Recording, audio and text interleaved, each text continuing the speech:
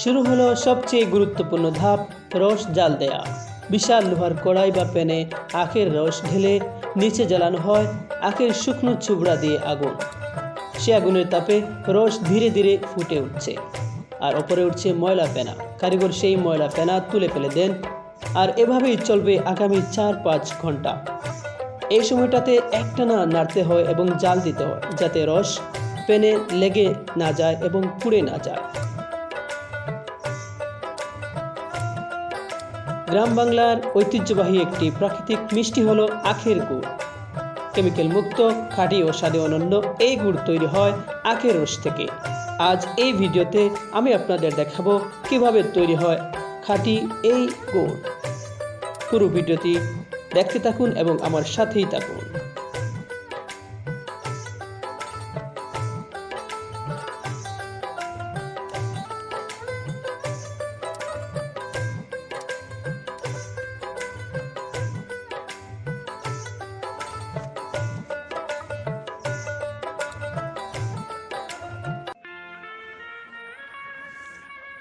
দেখতে পাচ্ছেন এখানে ডিজেল চালিত ট্রাক্টরকে ক্রাশার মেশিন হিসেবে ব্যবহার করে কাঠের ঘানি ঘোরানো হচ্ছে, ফলে রস বের করার কাজ আরও সহজ এবং দ্রুততর হয়েছে।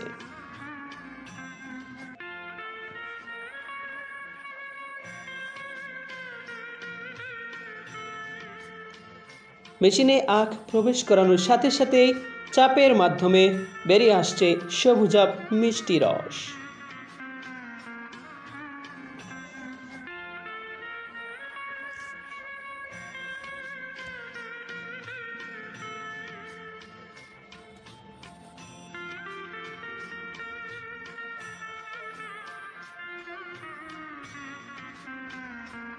শীতের কুয়াশায় ভেজা এক নিস্তব্ধ ভোর। সূর্যের প্রথম আলো যখন ধীরে ধীরে ছুঁয়ে যায় বিস্তীর্ণ আখের ক্ষেত। দূরে দেখতে পাচ্ছেন আখের ক্ষেত।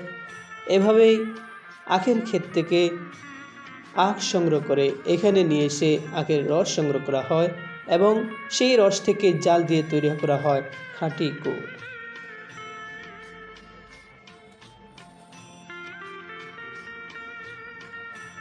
শুরু হয় এক ঐতিহ্যের গল্প। এই গল্প কেবল একটি খাদ্য তৈরির প্রক্রিয়া নয়, এটি পরিশ্রম, সংস্কৃতি আর গ্রাম বাংলার জীবনের একটি অনবদ্য অংশ।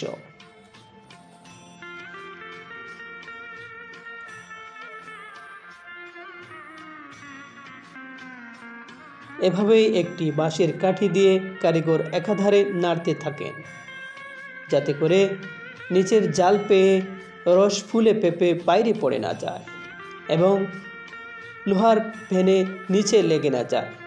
যদি নিচে লেগে পড়ে যায় তাহলে গুড় কালচে ধরনের হয়ে যাবে এবং গুড়ের স্বাদ নষ্ট হয়ে যেতে পারে।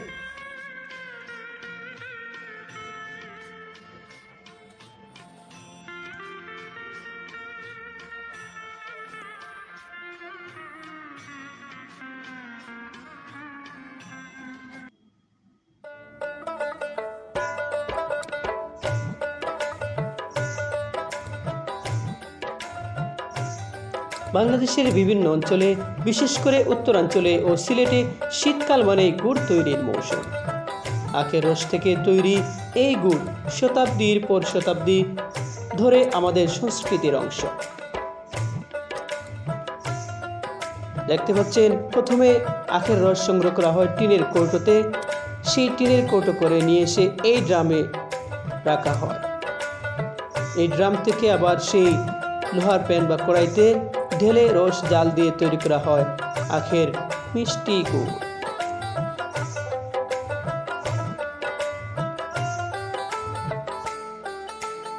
এবারে আখ নিয়ে কিছু কথা বলা দরকার। উর্বর মাটিতে আখ রোপণ করা হয়। প্রায় 10 থেকে 12 মাসের যত্ন, পানি সেচ, আগাছা পরিষ্কার এবং প্রাকৃতিক পরিবেশের সহায়তায় ধীরে ধীরে সেই আখ পরিপক্ক হয়। পরিপক্ক আখের রং হয় হালকা হলুদ ও বেগুনি আভাযুক্ত, আর তাতে জমা হয় প্রাকৃতিক মিষ্টি রস।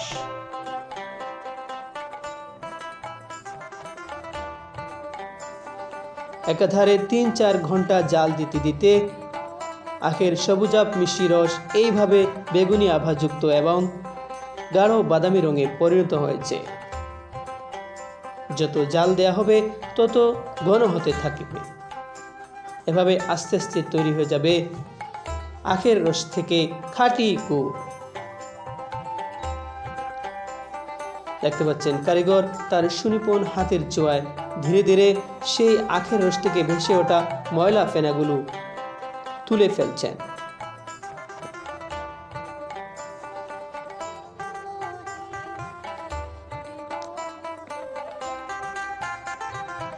এই পর্যায়ে তাপমাত্রা ও সময় নিয়ন্ত্রণ খুবই গুরুত্বপূর্ণ, কেননা অতিরিক্ত জাল দিলে গুড় পুড়ে যেতে পারে, আবার কম জালে গুড় শক্তও হবে না। তাই এখানে কারিগরের অভিজ্ঞতা ও সাবধানতা সবচেয়ে বড় ভূমিকা পালন করে।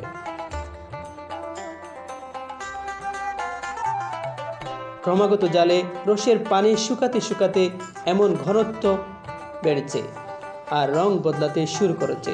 আস্তে আস্তে সবুজাভ রস পরিণত হয়েছে সোনালি রঙে, হয়েছে গাঢ় বাদামি। এ পর্যায়ে এসে কাঠের একটি লাঠি দিয়ে বারবার নাড়তে হয়।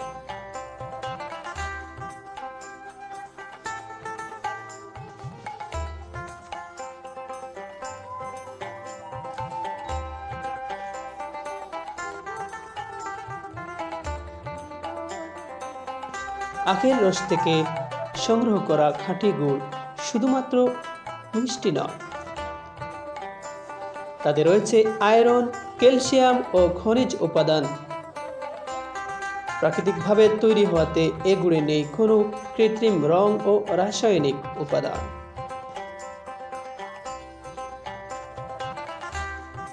আখের রস থেকে গুড় তৈরি এই পুরো প্রক্রিয়া কেবল একটি খাদ্য প্রস্তুত নয়, এটি একটি সংস্কৃতি, একটি জীবনধারা। শীতের কুয়াশা, আগুনের উষ্ণতা আর মিষ্টি গন্ধ সব মিলিয়ে এটি যেন গ্রাম বাংলার এক অনন্য ঐতিহ্য আর সাধারণ মানুষের জীবনধারা, যা নিজের চোখে না দেখলে বিশ্বাস করার উপায় নেই।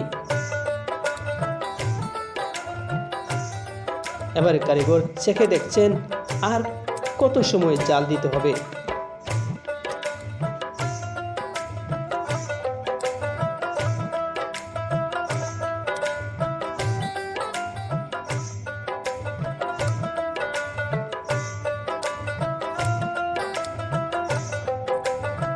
কি ঘনত্ব অর্জন করেছে আর কি গাঢ় বাদামি রং ধারণ করেছে, দেখতে কি চমৎকার লাগছে।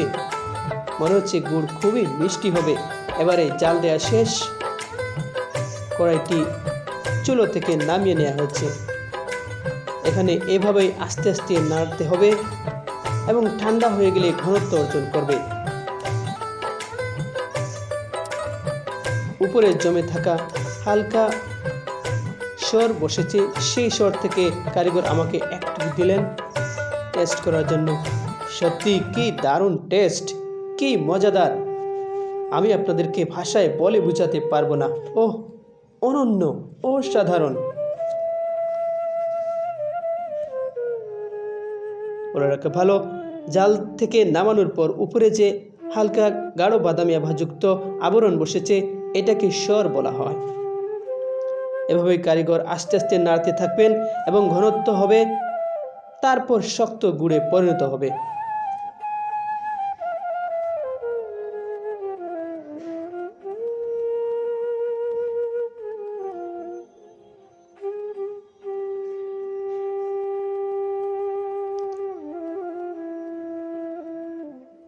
যতদিন থাকবে আখের ক্ষেত, ততদিন থাকবে গুড়ের গল্প, পরিশ্রম আর প্রকৃতির মিলনে জন্ম নেয়া এই মিষ্টি ঐতিহ্য যেন হারিয়ে না যায়, কখনো যেন বিলীন না হয় গ্রামীণ এই জীবনধারা।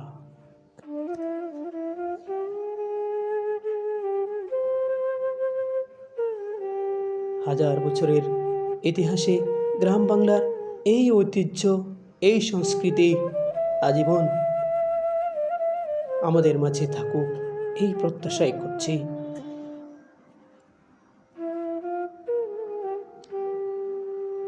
ইতিহাস, ঐতিহ্য, গ্রামীণ জীবনধারা আর সংস্কৃতির এই গল্প যেন ফুরিয়ে না যায়, হারিয়ে যেন না যায় আমাদের থেকে।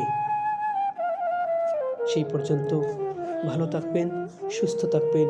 সবাইকে আবারও অসংখ্য ধন্যবাদ জানিয়ে আজকের মতো বিদায় নিচ্ছি। আমি মুর্শেদ আলম।